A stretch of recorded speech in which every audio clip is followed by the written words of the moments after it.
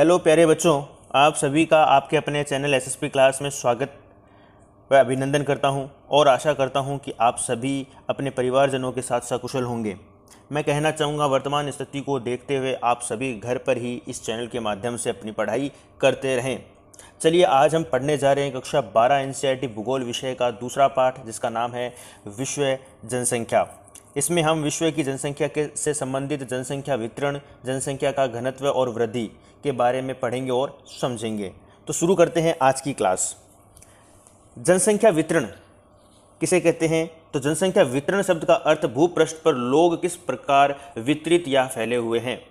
तो बच्चों, भूपृष्ठ का अर्थ होता है पृथ्वी के धरातल की बात कर रहे हैं, और उस धरातल पर लोगों का जो फैलाव है या जमाव है वो किस प्रकार है, कहीं ज़्यादा है कहीं कम है, तो वो किस प्रकार से वितरित हुए हैं, उसी को हम जनसंख्या वितरण कहते हैं। विश्व की कुल जनसंख्या का लगभग 90% पृथ्वी के 10% स्थल भाग में निवास करती है। तो बच्चों, विश्व की जो कुल जनसंख्या का 90% जो जनसंख्या है वो पृथ्वी के केवल 10% स्थल भाग पर निवास करती है, और बाकी बच्चे 90% स्थल भाग पर केवल 10% जनसंख्या ही निवास करती है। जॉर्ज बी क्रेसी का कथन क्या है इनका? ये एशिया में बहुत अधिक स्थानों पर कम लोग और कम स्थानों पर बहुत अधिक लोग रहते हैं। बहुत ही महत्वपूर्ण कथन इन्होंने कहा है, और कई बार परीक्षाओं में पूछा भी गया है कि कथन आपको परीक्षा में दिया जाता, पेपर में दिया जाता है और इसके बारे में पूछा था यह कथन किसका है? तो जॉर्ज बी क्रेसी, आप याद रखें। आगे बात करते हैं 21वीं शताब्दी के प्रारंभ में विश्व की जनसंख्या 600 करोड़ से अधिक दर्ज की गई। विश्व के 10 सर्वाधिक आबादी वाले देशों में विश्व की लगभग 60% जनसंख्या निवास करती है, और इन 10 देशों में से 6 एशिया में स्थित है, यानी 6 एशिया महाद्वीप में स्थित हैं। आइए देखते हैं 10 सर्वाधिक आबादी वाले देश में कौन कौन है। तो पहला है चीन, दूसरे नंबर पर भारत, तीसरा अमेरिका, चौथे नंबर पर इंडोनेशिया, पाँचवें ब्राज़ील, छठे नंबर पर पाकिस्तान, सातवें नंबर पर नाइजीरिया, आठवें नंबर बांग्लादेश, और 9वें नंबर पे रूस, और 10वें नंबर पे मैक्सिको। ये 10 देश हैं जो सर्वाधिक जनसंख्या वाले देशों की श्रेणी में आते हैं।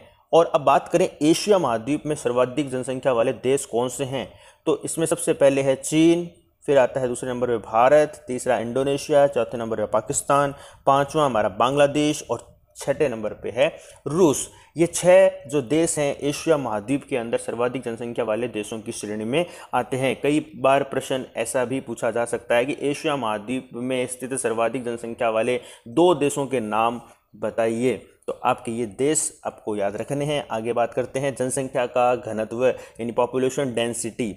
घनत्व किसे कहते हैं? तो प्रति वर्ग किलोमीटर में रहने वाले व्यक्तियों की संख्या को ही जनसंख्या घनत्व या जन घनत्व कहलाती है, कहते हैं। इसका एक सूत्र भी है जनसंख्या घनत्व ज्ञात करने का। तो देखिए सूत्र क्या है, जनसंख्या बटे क्षेत्रफल। तो हम जनसंख्या को भाग करते हैं उस क्षेत्रफल से, और हमारा जनसंख्या घनत्व हमें प्राप्त हो जाता है। कई बार गणितीय प्रश्न भी हमसे पूछा जा सकता है। आपको प्रश्न में जनसंख्या और क्षेत्रफल दिया हुआ होता है, और आपको उसका घनत्व ज्ञात करना होता है। तो इसी सूत्र के माध्यम से आप उसको हल कर सकते हैं। आगे हम बात करते हैं विश्व मानचित्र पर। तो विश्व मानचित्र में हम 7 महाद्वीपों के बारे में पढ़ेंगे, और 7 महाद्वीपों में हम ये जानेंगे कि किस महाद्वीप में सर्वाधिक जनसंख्या निवास करती है। तो सबसे पहले हम बात करते हैं एशिया महाद्वीप की। तो हम बात करते हैं, ये मैंने जो ब्लू लाइन से बच्चों ये आपको दर्शाया गया है, ये सबसे पहले एशिया महाद्वीप है। उसके बाद ये 2 नंबर पे आपका आ जाता है अफ्रीका महाद्वीप, और तीसरा है ये आपका यूरोप महाद्वीप। फिर आपका ये जो 4 नंबर पे दक्षिण अमेरिका, यानी लैटिन अमेरिका हम उसको कहेंगे। और फिर आता है आपका उत्तरी अमेरिका महाद्वीप, और यहाँ है आपका ये अंटार्कटिका महाद्वीप, और लास्ट है आपका ऑस्ट्रेलिया महाद्वीप, जिसे अभी हम कहते हैं ओशिनिया महाद्वीप।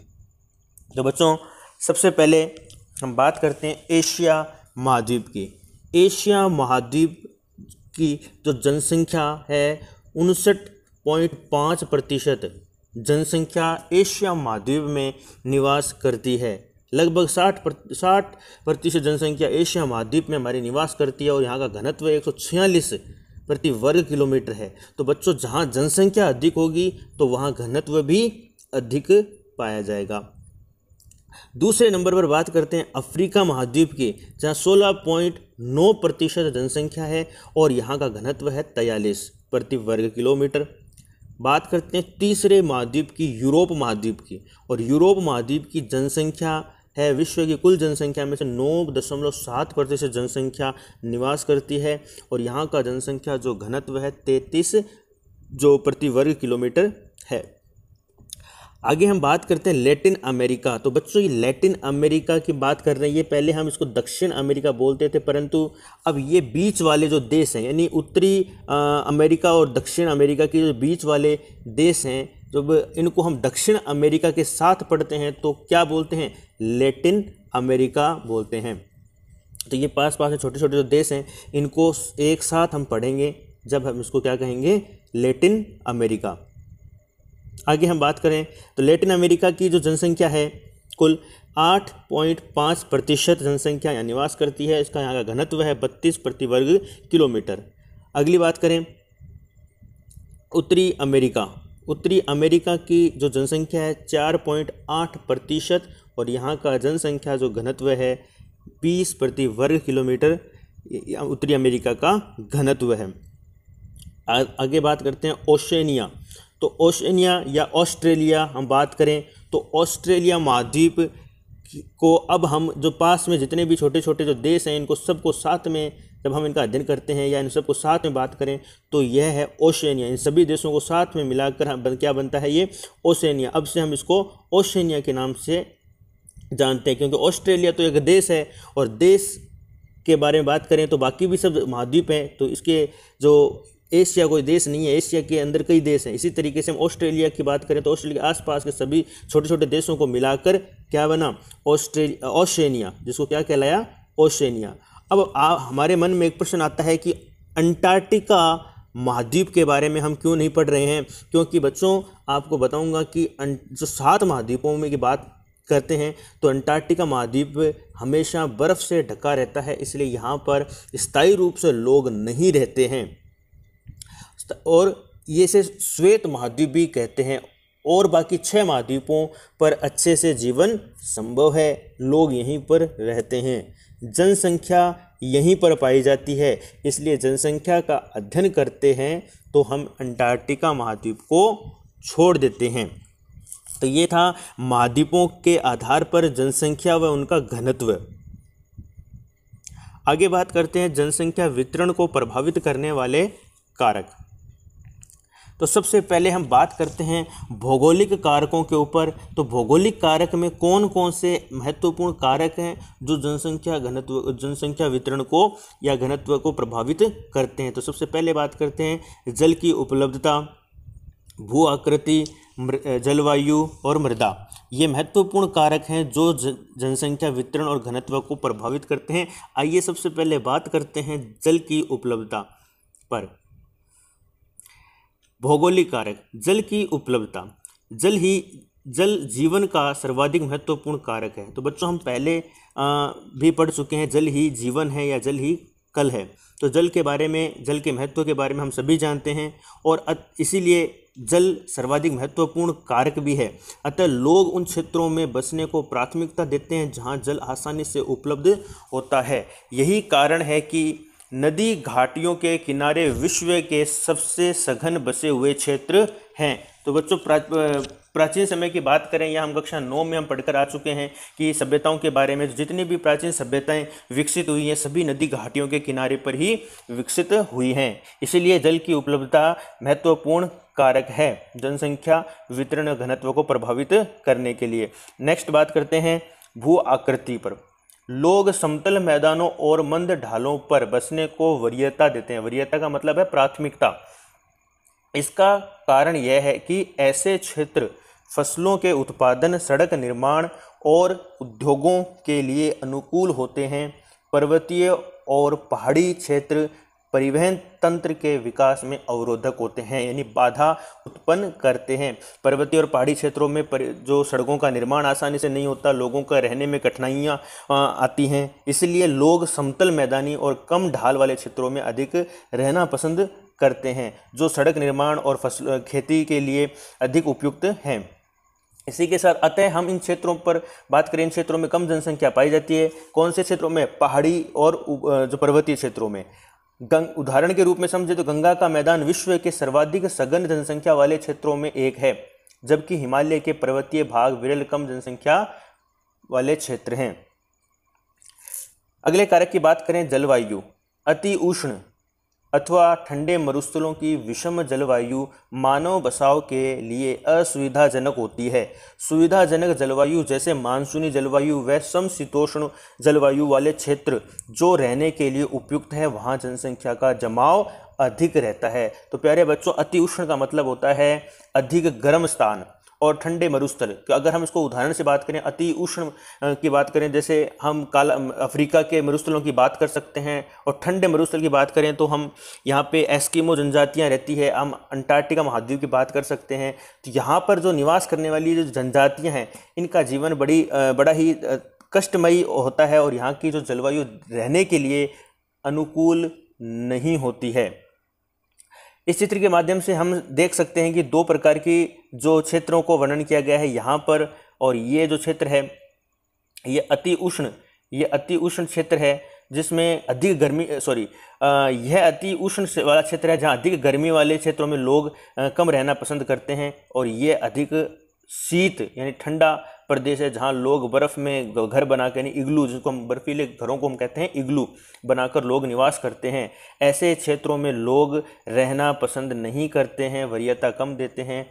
इसलिए जो मानसूनी जलवायु और शीतोष्ण जलवायु वाले जो प्रदेश होते हैं, वहाँ पर लोग अधिक रहना पसंद करते हैं। अगला कारक है मृदा।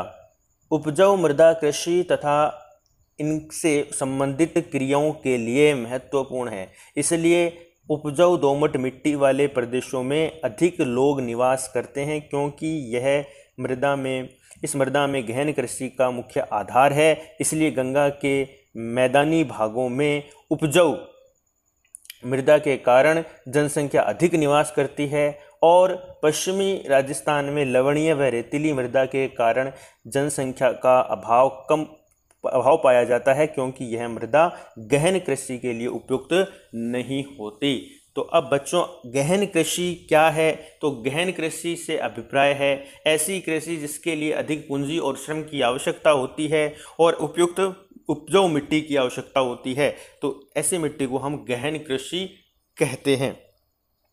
जिस तरीके से हम इस चित्रों के माध्यम से समझ सकते हैं, ऊपर की दो चित्रों में हम बंजर भूमि को देखते हैं, तो जहाँ पर बिल्कुल जो खेती के लिए अनुपयोगी भूमि है, ऐसे क्षेत्रों में लोग कम रहना पसंद करते हैं। और इसके अलावा जो खेती बाड़ी या उपजाऊ भूभाग है, समतल मैदान है, यहाँ पर लोगों का बसाव हमें अधिक देखने को मिलता है।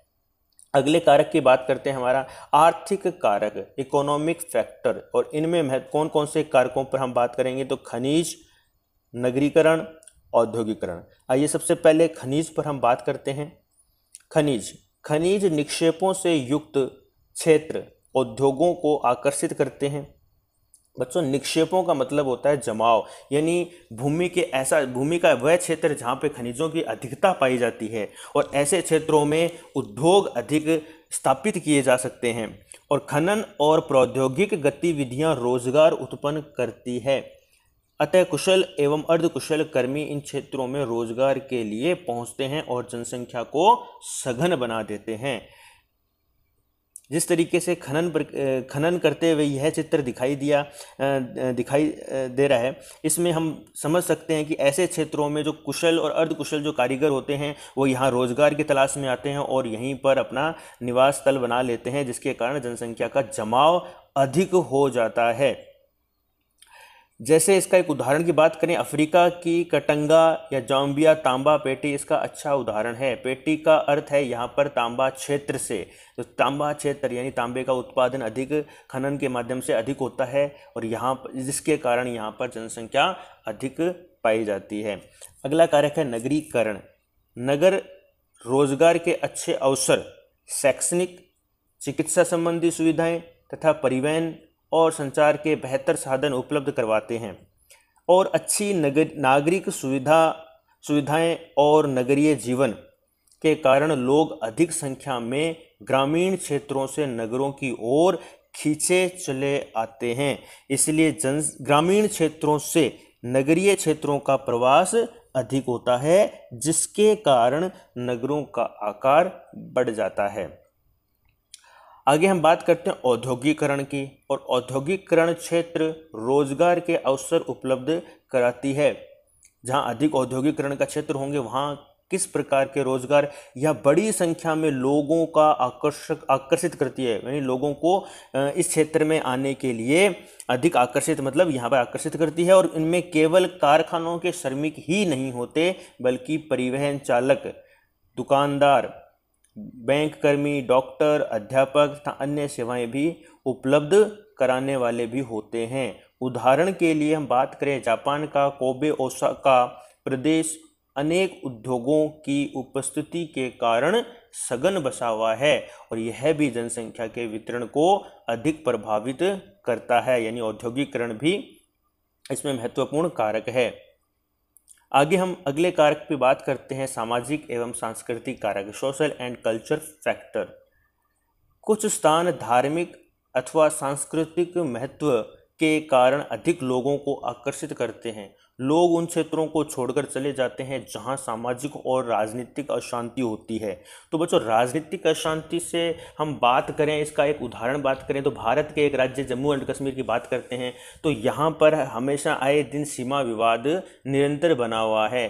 तो उस सीमा विवाद के कारण वहाँ पर लोग अपनी सुरक्षा से हमेशा जो घबराए रहते हैं, उनकी सुरक्षा का अभाव रहता है, इसलिए लोग वहाँ से अपना घर छोड़कर पलायन करते हैं और दूसरे स्थानों पर जाकर बस जाते हैं, और वहाँ पर लोग अपने रहने को वरीयता नहीं देते हैं। अतः जनसंख्या वितरण व घनत्व को सामाजिक एवं सांस्कृतिक कार्य भी प्रभावित करते हैं। इस चित्र के माध्यम से लोग एक स्थान से दूसरे स्थान पर पलायन कर रहे हैं और दर्शाया गया है।